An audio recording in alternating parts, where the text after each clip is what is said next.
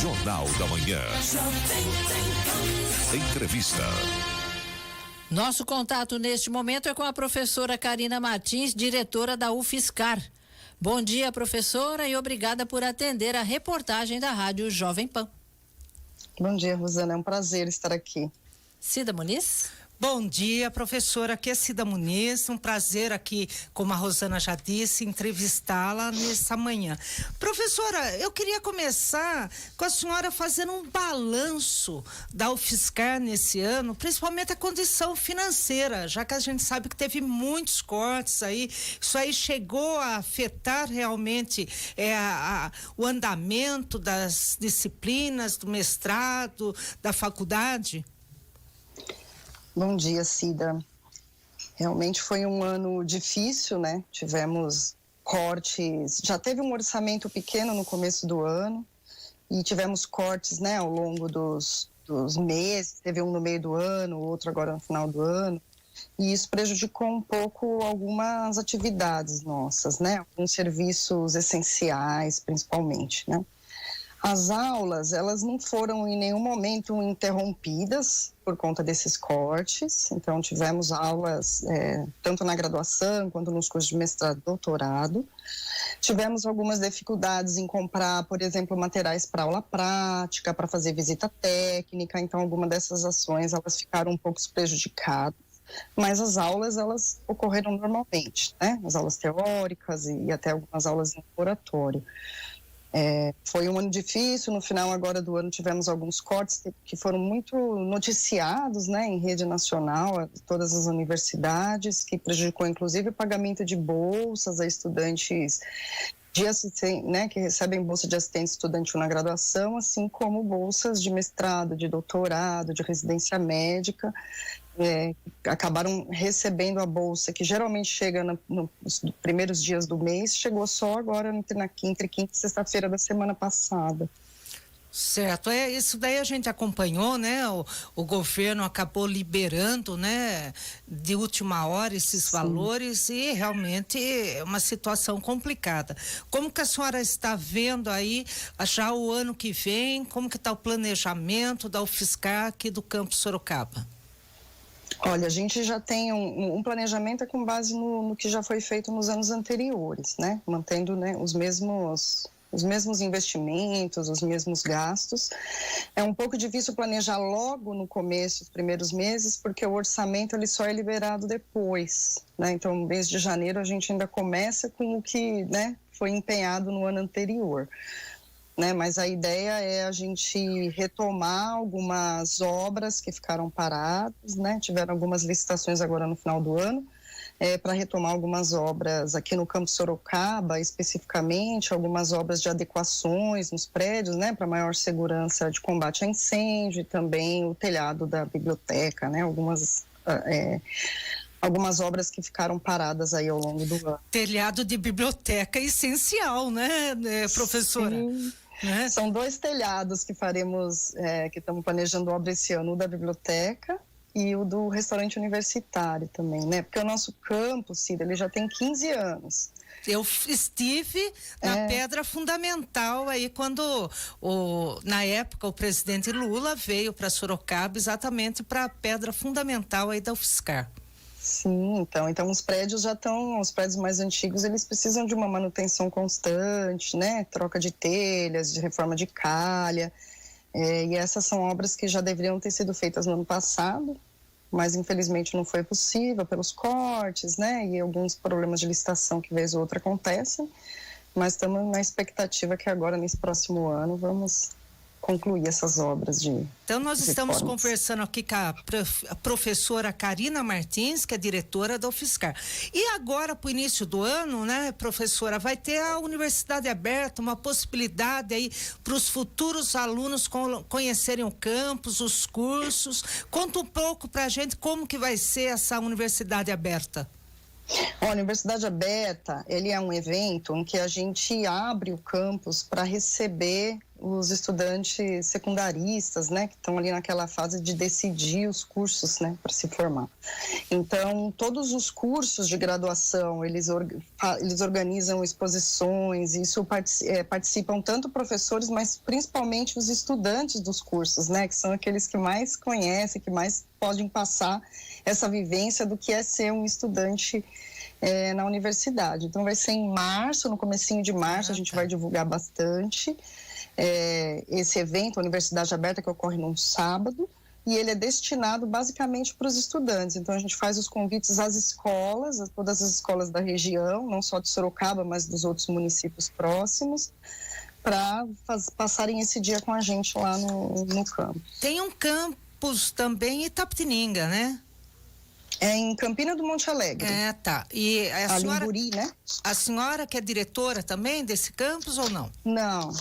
Eu sou diretora só do campus Sorocaba. Só lá no não, campus né? Lagoa do Sino. É porque cada campus tem um diretor. Aí lá em Lagoa do Sino, é o que chama Campus Lagoa do Sino, o campus que fica lá em Buri, em Campininha, é o professor Alberto, que é o diretor lá. Tá certo. E também, mas essa escola aberta acontece em todo o estado que tem campus as cidades que tem campus da UFSCar? Então, eles não ocorrem ao mesmo tempo. Por exemplo, no Campo Lagoa do Sino, eles têm até um nome diferente. É o UFSCar de Portas Abertas, Porteiras Abertas. E já foi realizado agora no final do ano. Tá. Em Sorocaba vai ser no começo do ano, em Lagoa do Sino foi agora. Então, não é assim o mesmo calendário no mesmo dia para todos os campos da UFSCar. Certo. Até legal, porque se a pessoa quer conhecer um curso ou outro, ela pode ir, né, em dias alternados, diferentes, né? Professora, vocês fecharam aí uma parceria com a Floresta Nacional de Ipanema, que é a nossa patrimônio histórico, é um lugar magnífico para quem não conhece e fazer uma visita. Agora, como que vai ser essa parceria? Então, nós estamos firmando um acordo de cooperação com a Floresta de Ipanema. Então, nós já há muitos anos, quando a UFSCar veio para cá, tinha algumas atividades que eram feitas lá, tinha um pouco de parceria, mas isso se perdeu um pouco, né, ao longo dos anos. E agora a gente começou de novo a estabelecer esse acordo. Então nós fomos procurados pela Flona, né, de Ipanema, que tem esse interesse em retomar a parceria com várias universidades da região, não só a UFSCar. Mas no caso da UFSCar, a gente tem conversado, né, para realizar atividades que são interessantes para as duas instituições, né? Então, no caso, assim, os benefícios, vamos dizer, para a UFSCar, é a possibilidade dos estudantes estagiarem na Flona, dos professores levarem os estudantes para visita técnica de disciplinas, principalmente dos cursos de biologia, engenharia florestal, turismo, né? E também para o lado da Flona, o que eles nos procuraram, pediram a nossa colaboração para revitalizar as salas de exposições, especialmente a sala de biodiversidade, né, que eles têm uma sala de exposições, eles querem criar uma sala que seja mais interativa, que seja mais inclusiva. Então, eles pediram a nossa colaboração, que tem, né, a gente tem, né, cursos tanto de biologia, de florestal e turismo, né, que atuam nessa área. E uma outra ação também é a ideia de criar atividades, desenvolver atividades na Flona que sejam mais inclusivas para as pessoas com deficiência, né, pessoas com deficiência visual, com dificuldade de mobilidade. Então, a gente está fazendo essa parceria para poder colaborar nesse sentido. Então, vocês fazem o projeto, no caso, por exemplo, na parte de inclusão, de preparar, assim, porque é uma coisa, acredito que seja muito difícil, né? Porque a gente está falando de uma floresta, então você não pode jogar um asfalto ali para fazer uma trilha. De repente, você tem que fazer uma trilha, mas ela com menos obstáculos, por exemplo, para uma pessoa cadeirante.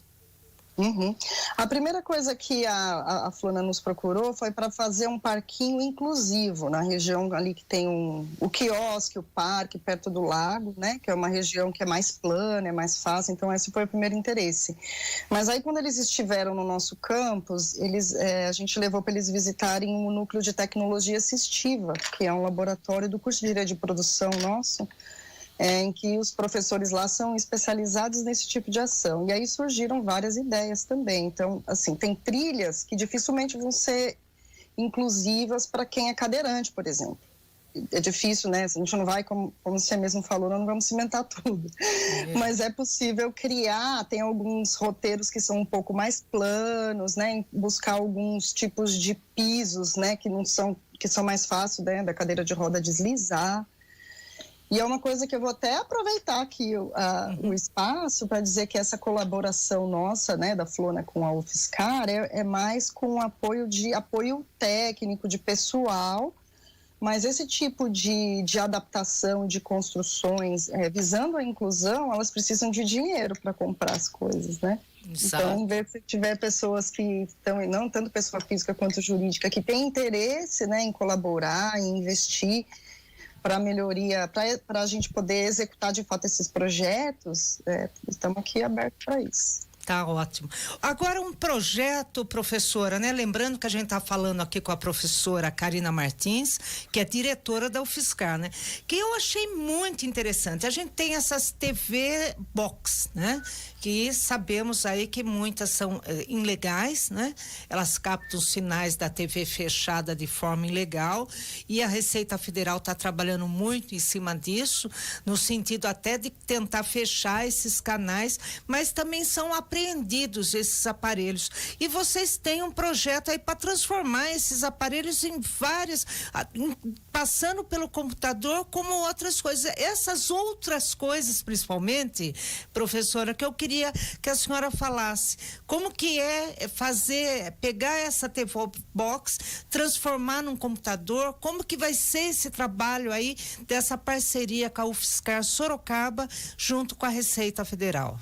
Então, esse projeto da Receita Federal, ele é muito bonito, né? Então, a Receita Federal, ela tem, nos últimos anos, buscado dar destinações para os aparelhos que são apreendidos e não simplesmente incinerar, né? Para reduzir um pouco o lixo. E aí, aqui em Sorocaba, a Receita Federal daqui de Sorocaba procurou todas as instituições de ensino, né, técnico, ensino superior da região. Então, a UFSCar é uma delas, mas tem várias outras, a Unesp, os institutos federais de vários campos, a FATEC e tal, para fazer esse projeto, porque eles estão ali com mais de 15 mil equipamentos dessas TV Box que foram apreendidas.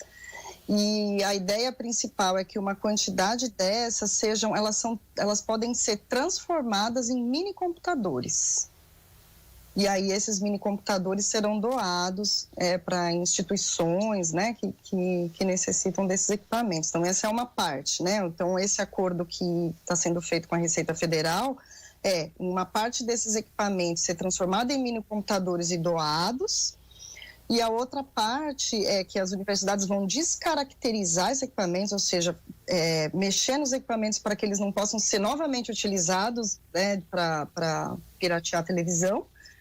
E aí eles podem usar para fazer, para pesquisa científica mesmo, e testar para outros tipos de aplicações. E aí os especialistas da área de computação que entendem bem, né? Certo. Porque se ele funciona como um mini computador, a gente pode usar, por exemplo, para fazer totens, para fazer uma série de outras coisas. Então, eu participei de uma reunião lá na Receita com vários institutos de pesquisa e foram surgindo várias ideias de pesquisas, de adaptações que podem ser feitas. Certo, né, poderia até, vamos dizer, comercializar e a renda com essa venda ser doada para entidades, né, assistenciais.